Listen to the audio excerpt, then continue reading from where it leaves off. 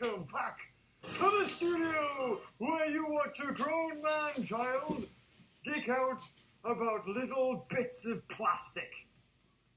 Thank you. Thank you so much for supporting my addiction. So I was reading through the comments of the last episode and somebody asked about the beautiful assistant, but I have to say, it's a shame because we had to let her go. She moved on to bigger and better things, and I doubt that she would want to come back to help me do some... Yep. Yep, okay, here she is.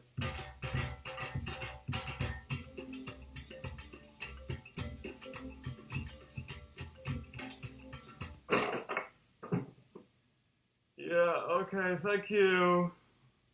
God. Ooh. You don't see that bit. We usually cut that out. Does it look good? Ah! Ooh! So, here they are! I can't even remember what it said in the box, but I think these were Jurassic World Fallen Kingdom Attack Set A. So these are probably the cheap ones. I'll probably put up the price of what each one of these costs. And these are the ones in the last video I said I was actually worried about how they would look in terms of quality. So, starting off, well, I just wanted to get, look so cool. I'm so professional, I know. Anyway, yes. So, we have, let's introduce them one by one, as if they're starring actors in an amazing movie. So, first off, in the macro lens is the Velociraptor. In fact, actually, I should probably have, well, I can't. There you go, hopefully that's in focus. So this is, just a generic Velociraptor.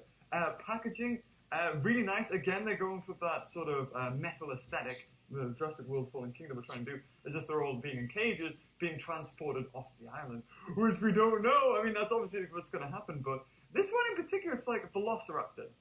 Just generic Velociraptor, which is quite interesting. Back of the box as well. So there you have. You've got the other ones in the same set. So you've got Blue, Gallimimus, Parasaurus, I was going to say Parasaurus, Dilophosaurus, that's wishful thinking, and a Dimorphodon. So that is a quick close-up of Velociraptor. Moving on to the next one, the Gallimimus, which has never really had a decent model. There was one for the Lost World, and it was like really big. Hopefully I put a picture of it somewhere there or something. And it was okay. Maybe I'll be here. So I put there we go. There you put the image. So it wasn't really the best. It was like big. It was a big electronic one which you click and its legs would go, I think. But it didn't really look like a Gallimimus from the movie. And there was also a baby version in Jurassic Park for like where the characters got those as well. But anyway, here's the Gallimimus, and can I just have a quick look at it? Yeah, that's really not too bad. I've got to admit. I expect them to be smaller. It's quite nice because in the plastic you can see that they've. I mean, I'll unbox these, of course. Don't worry. Don't worry, guys. I really don't want to, but when they come out in the UK, they're supposed to be all coming out on April 14th. In fact, the box itself said, "Do not put on shelves until April 14th or 16th or something like that." But yeah, the plastic was really good. Back of the box is exactly the same. On to the third one. This one looks awesome. This is the Dilophosaurus. Loads and loads of detail on the head there. We'll definitely have a closer look at that. The frill is being printed on, and you can kind of tell because there's, I mean, you can't really see, maybe not too well here. There's like lines of print where it's obviously like scanned or, like sprayed on or something like that. So that's a bit of a shame because you can see a lot of spotting on that. But it does come with some venom, which clips into the actual toy itself, which is really good. And, no, save you for that. Yes. This one is Dimorphodon, and it looks really good. Paint job not bad. We'll have a closer look at that. And of course, if you want to, you can grab your Jurassic World scanner app, and I'll make sure to get a close-up of all of these, because you can use these multiple times. So if you do want to have it in the game, don't worry, you can scan it here. Beaver's got ya! Yeah! And the final one... Blue! The Velociraptor. Yes, the one who was with Owen Grady. I said it right this time, I didn't say Chris Pratt. So, yeah, we got Blue there, and there it is. I kind of do want to compare this to... Well, we don't really have anything really comparable from the Hasbro one, which is like a big version of the electronic. I could go and grab that if I really wanted to. This one, already, just looking at it, is so much better. That is pretty much all of this. But what I wanted to do before we did anything as far as unboxing them goes, because while we still have the packaging, dear, is to have a look at the other Jurassic franchise packaging and just like have a little comparison. What the hell was that? I think a magpie just flew from the house. Yes, you are a dinosaur, we all know. First up, we have, this is the original packaging. This is the Jurassic Park packaging. Very standy outish. I mean, you can see there in the macro lens. You can see it from miles away. You can tell what it is. And it came with a little trading card, which was really nice. Very similar to this thing, the Jurassic World Fallen Kingdom. However, it doesn't come with a card, like a collector trading card, but it does come with the scan code with an app, so it's quite similar. There's a little bit of back of the box. Then we moved on to the Lost World. So they're very similar range. So these are the dinosaurs. So here you have, I don't even know if I'm in shot. I'm very good at this, as you can tell. So you have the Pachycephalosaurus. This, I don't know what that T-Rex is. I really don't. That's one thing that baffled me. I was like, that's not a T-Rex. It looks like some melted dinosaur. Like, it just looks slimy. Maybe it's the green as well. But I gotta admit, this color right here was my childhood. Like, I remember just going into supermarkets and toy stores and just seeing, or supermarkets really, Safeway back in the day, and it was just seeing shelves of green and just being like, oh, which one do I want? I didn't, like, this was too early for me, but this one, yeah, the Lost World, a bit like with Fallen Kingdom, they're doing a bigger push with the toys. So that's that. Can I stand you against it? Yeah, we can. Then we move to the other dinosaur set, which is the Jurassic Park 3 one. Yeah, you know, the macro lens ain't gonna pick this up with too big. So over there, you can see there. Is it good? It's good. It's great. Yes. So yeah, you have the dinosaurs. Now we have more of an open box. There was some open box with the other dinosaurs, like the T-Rex, like the Stego there. And with this one, the Thrasher T-Rex and the Pachyrhinosaurus, Spinosaurus, they all had open boxes. And then with this, the Jurassic Park 3 line, you got big ones. With this is like a medium one. You had a bigger one, which is the same, just scaled up basically. And you had the action figures, which are basically just like these. And then, oh yes, then we had Jurassic World, and there you go. That is, I tell you what, we'll put these down because they're in a league of their own. Jurassic Park 3 is a bit odd. It's a bit like because that was the first time Hasbro took over the license for the toy line. So it went a bit like, what we're doing? But you can see the similarities between the Jurassic Park 3 packaging and the Jurassic World packaging. Like, they're almost identical, the way they're sort of laid out. I don't know. I like this one. There's like just a sense of so there you go. There's the Jurassic World. Just in case you missed it in 2015. And I've done the light properly this time. So yeah, look, we're doing good, aren't we? Yeah. So yes, I really prefer this one.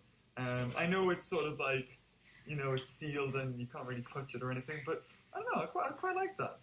Very similar in size, as you can see, like basically the same size almost. I don't know how much, like, as far as quality goes, much better on this one. Already, out, like, inside the box, I can tell it is much better. They don't think it has an action feature. That's the only thing. These ones don't have an action feature, but I would rather have, like, just an overall better product. And with that said, there's only one thing left to do, and that's open them. Yes, let's go. So yeah, anybody who, I saw somebody commenting, I love that pillow. I got this on Etsy. When I saw that, it was like, that's the 90s. Anyway, that's not what you're here for to see. Let's open. Should we open blue first? Yes, let's open blue first. Yeah, there's no salvaging this. We're just gonna take it out. Oh, yeah, and have a play. Oh, no. Oh, my God, no. It's like, that's the worst. What you wanted to do as a collector is to ping off without doing this, but they've used some really strong glue on it. Oh, no. Oh, there you go. That's what you wanted. You wanted to peel. There we go. There you go. You just... Yeah, there you go. That is the cleanest we're going to get. And here...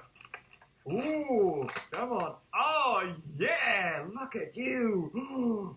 Yes. Yes. We have our blue. Fantastic. Look at it. Ooh. Okay. Ooh. Ooh, a bit weird there. See if we can get is that good on the macro lens? So the claws are posable, but the only thing is they're really flimsy. But the level of detail on the sculpt's great. I mean, you can see it there. It looks like it can bend a lot, but the thing is, if you're chucking this, if a kid has this, oh, the jaw's closable as well. Oh, that is great. Yes, look at that. How beautiful is that? Okay, so that, and then the jaw opens and closes. So that's quite nice. That looks really cool. And then yeah, you can see here like the if we get the arm in focus. The arm, yeah, it's really flimsy. It's a bit of a shame. Like I feel like if you shoved that into a box, like a toy box, and it just got bent, it would kind of like hold its position after a while. Oh, it's a bit of a shame. And the toe claws themselves actually have like a little bit of varnish on them at the toenails, so they're shiny. They're not painted, which is a bit of a shame because it would be nice. I feel like this whole thing I'm saying, it's a bit of a shame. But yeah, that little touch of detail really just makes it pop. I don't think the claws up here don't have that, but the toes definitely do. You can see them really stand out there. The feet are big, really big feet.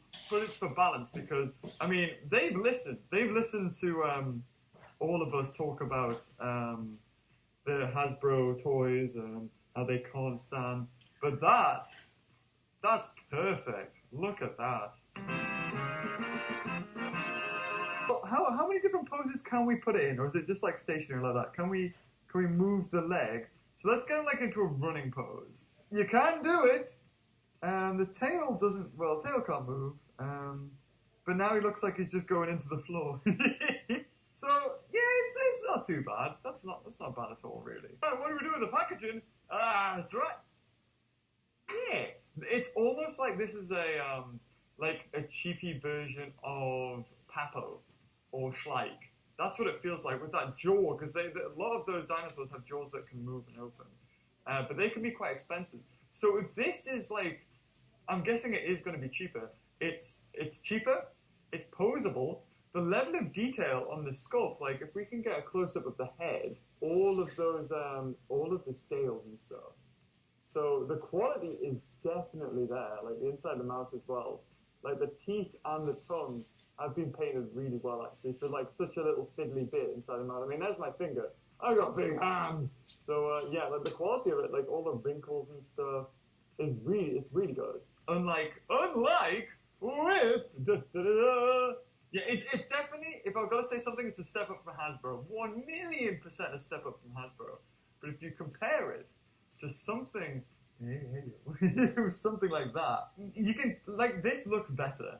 Just like paint job wise and like posability wise. Like the two poses you do with this raptor is just the normal standing pose and then this pose. So you bring the legs up and then it's attacking somebody. That's the two poses you have with this one. Or at least when I was a kid, that's what I used to do all the time.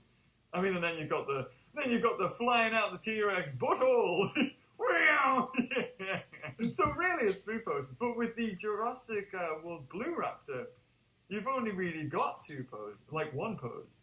So like you got like mouth open and closed, which that is good. That's better than that one where you can't just pose it open. But really, that's all you got. That's your posability.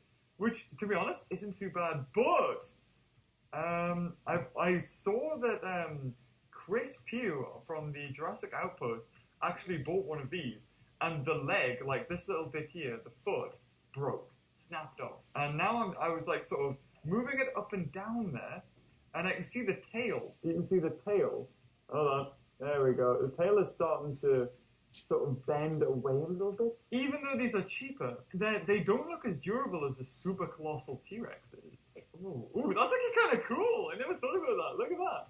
So yeah, it can only move up and down, but he can straighten. Look at that. Oh, that's really cool actually. Like, it's like when you get a. Oh, hold on. Is the mic okay? Mic okay. It's like when you get like a model in like Maya, like a 3D model, and you just like start moving it around for the first time. That's what that is. That's what it looks like. That's really cool. You can see like secondary animation and stuff going on there. I mean, durability, I don't know if it's really that good. 9 out of 10 or maybe 8 out of 10 for the sculpt. Sculpt's really good. quality, I think overall quality, I'm going to give it a 6 or 7. It's strong. Oh yeah, we've also got, yeah, hold on guys. I got your backs. So that's on one foot, and there you go. There you go. You don't even have to pause the video. I'll hold it up for you. But that is a solid B, definitely. Even a C, I'd say. CB-ish. CBB. Please hire me. Anyway, moving on. So that is one. Let's move on to another. Let's move on to the second raptor, actually. So this is the other. Oh my god! Wow, what kind of pose are you doing? Right, you've got the mouth that opens and closes as well, but he's doing a really strange pose. It's almost like it's skulking in the grass. Like I said, that's a strength and a downside to these sort of models, is when you've got such a specific pose, like you had with the Hasbro Raptors. Can I bend? Oh, tell you what, that looks really good actually. For a minute there, it looked like it was like a pouncing strike. Yeah, so if you bring the legs up. Oh, yeah, actually, that's really good. Look at that. For like a jumping strike, so if it was attacking blue and lunging towards it. That looks really cool, actually. So you've got two poses with this. That actually works. As far as like standing-wise goes, you don't get much choice. You can do that, but then he's not really going to stand because he's a bit left side heavy. The only problem with this one is that the black or greyish paint job stops at the tail, a bit like we had with the Super Colossal T-Rex. We had the red on the back, and then it just stopped. You got the same bit here when this extra rubbery tail sort of comes in. You've got like the same sort of flimsy. Sorry, I've got really big hands, don't I? So we just want to look at it, damn it.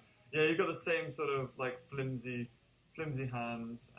Don't know how durable those will be in the end, but yeah, to be honest, all these are going to be the same now, except for they'll just be different dinosaurs. Ooh, yeah, there you go. Okay, I'll put you there with blue. Oh, that's quite nice actually. Like it's like lunging towards, like it was in the grass, and then pounce.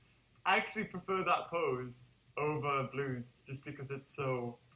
You know, it's got, when it comes to animation, you need like anticipation and release, and that's like the release of the you know, getting crouched and then bam, and then it jumps. So I quite like that one. Blue is more of a I'm blue. Hi, on to the Gallimimus. Oops. Oh, oops, sorry, almost forgot. There you go. See.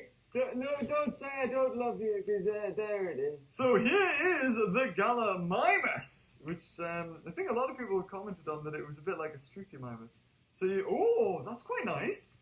Look at that, we've got head articulation, because you don't have a jaw. But look, that's great. Because then you can have them drinking. Because then you've got like, you could like lift the head up, it could be eating, it could be running like that, or it could be drinking. That is really good. Loads of kids are going to... You can buy 10 of these, and they just have like a flock.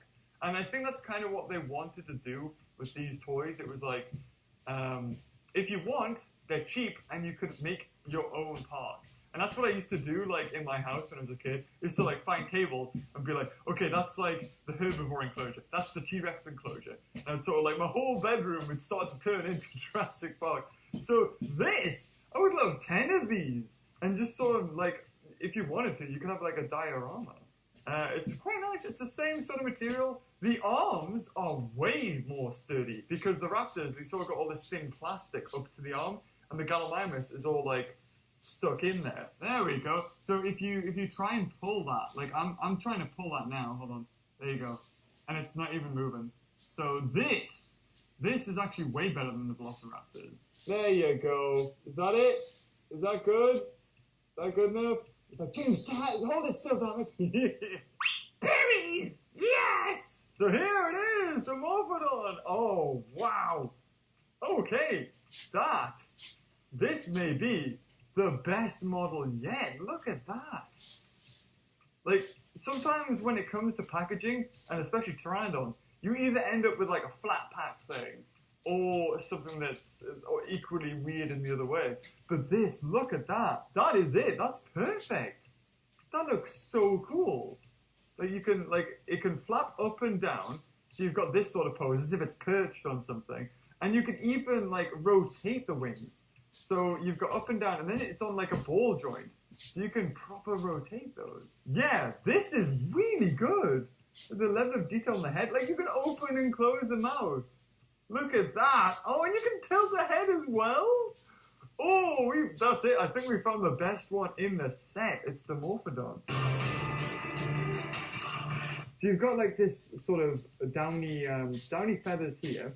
And then even on the wings, you've got like little bits of detail on there. This could be so easy to make it like completely smooth, like baby smooth. But they haven't. Like, you can tell like the amount of detail. There's, oh, which finger's gonna stroke? Yes. Like, yeah, if we get the light right on it, you can definitely see the amount of detail. And then you've got the head as well. And that head, like the fact that you can move it up and down like that, and then you can open the mouth, that is so good. That's blown me away out of everything. It's been the Dimorphodon.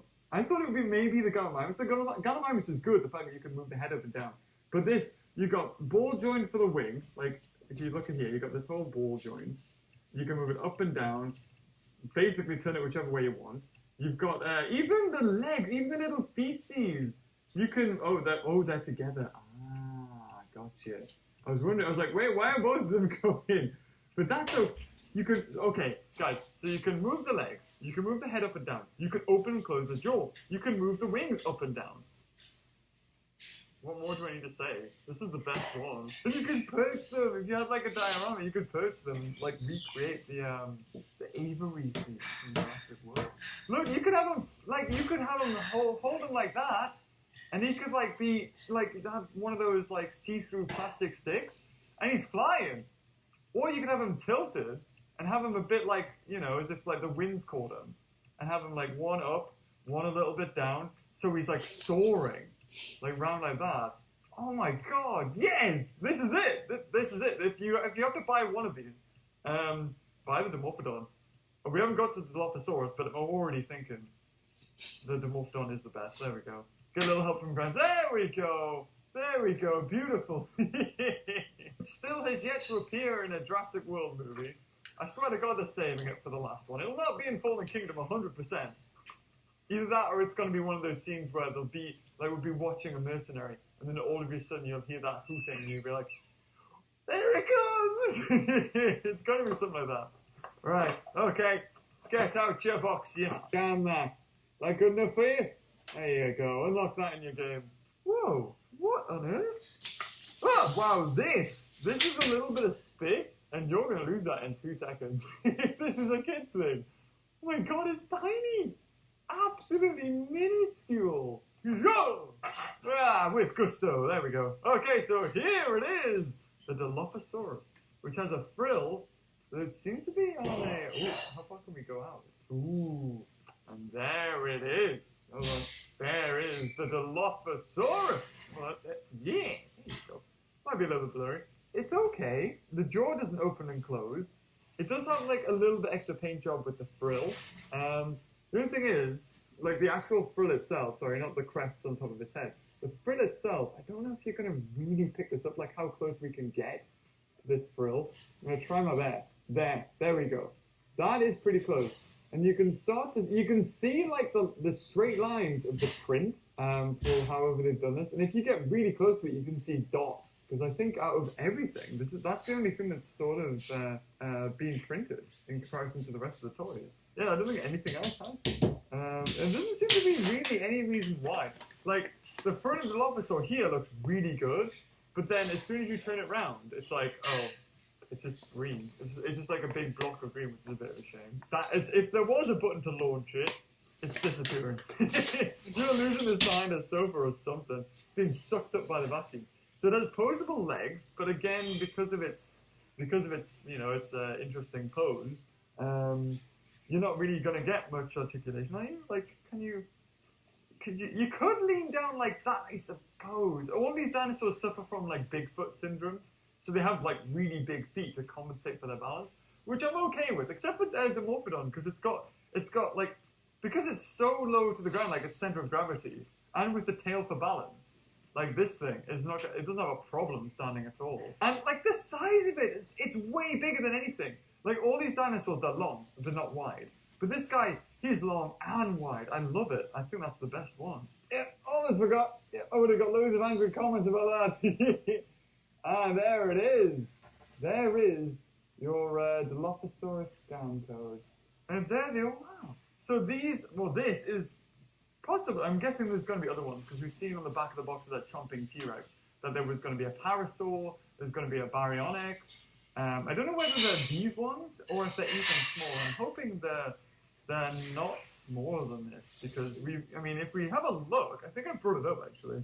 This is the one from Jurassic Park, so I'll just put those to the side. So we've got Dilophosaurus from Jurassic Park, and this one you could squeeze and it would like squirt out water.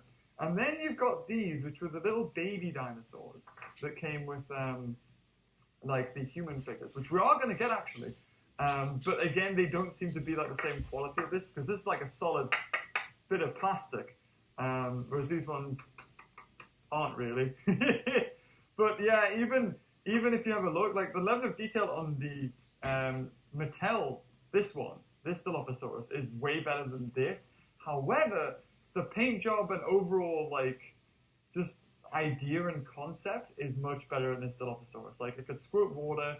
The paint job looks great. It looks like the one from the movie. And even if there is a Dilophosaurus in Jurassic World Fallen Kingdom, I don't think it's going to look like that. It's probably going to look similar to this, even. So that's kind of interesting. But anyway, guys, bring them all back together, yes! So if you enjoyed this video, guys, leave a like. And yeah, if I have to have a personal favorite, I would say Dimorphodon, 100%. I would say, if I'm going to rank these, it would be Dimorphodon, Gallimimus, then Dilophosaurus, then the Velociraptor, and then Blue. But they're all kind of equal. I would say Dimorphodon is a solid 8 to 9 out of 10. For what it is, you couldn't get much better, honestly. Like, the scale of it, and the detail, and the posability, that's really, really good. Gallimimus, I would say that's a 7. Dilophosaurus is 6 to 7. Velociraptor is 6, and so is Blue. I would say that was a 6. So this one's strongest contender. If you're going to get one, get that. Level of detail, posability, paint job, beautiful. Stance, overall model, great. Maybe people aren't a fan of the Dimorphodon with like a T-Rex head for a head, but I mean, it's all personal opinion. Anyway, guys, enjoy this video. Leave a like, and until next time, I'll see you later. Bye-bye. Now you know what that means. There's only one thing left to do. Do they mean that you could eat them? Is that it? Can you eat 20 of these? I really don't think so. And your frill. Can you get in? Oh, yay, he gets in. Oh no. I think I got us stuck. Oh, please don't. Push him down. Get him down. Are they going to pop out? Oh, there he is. And get the other raptor out. There we go, regurgitate that. Yeah! Well, that was fun.